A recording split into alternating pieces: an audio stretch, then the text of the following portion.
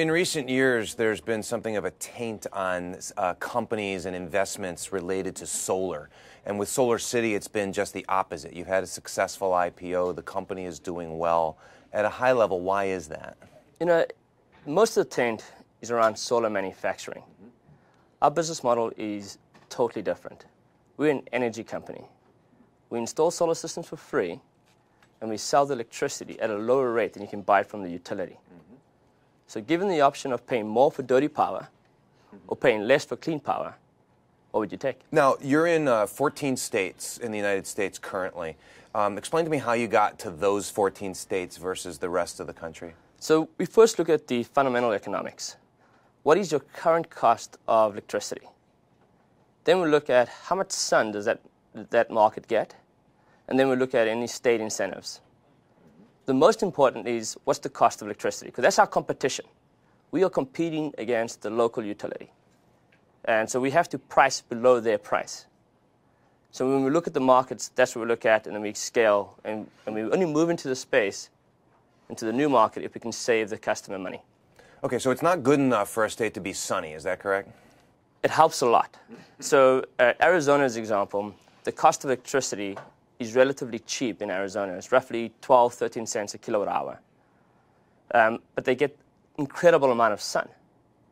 So the economics still work in Arizona. In California, it still has good sun, but less than Arizona. But the cost of electricity is around 25 cents a kilowatt hour. So we can price below the 25 cents a kilowatt hour. Is there an example of a state that you're in where you're doing well, where the sun is not particularly good? So I'd say Oregon is the state where the sun's not so great.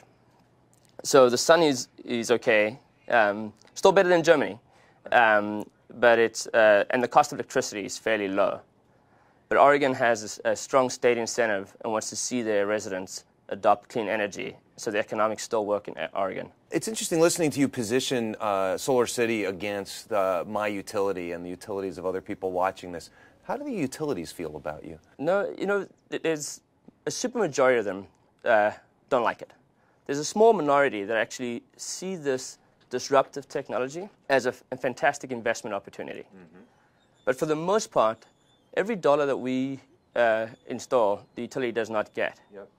And so the utilities position this as a potential cost shift. Oh, if everybody goes solar, what happens to the rest? That's not true. The truth of the matter is the utility makes money in investing into new infrastructure. For every kilowatt that I install, or that the solar industry installs, is a kilowatt less that they need to install. So it's preventing their future investment into new infrastructure.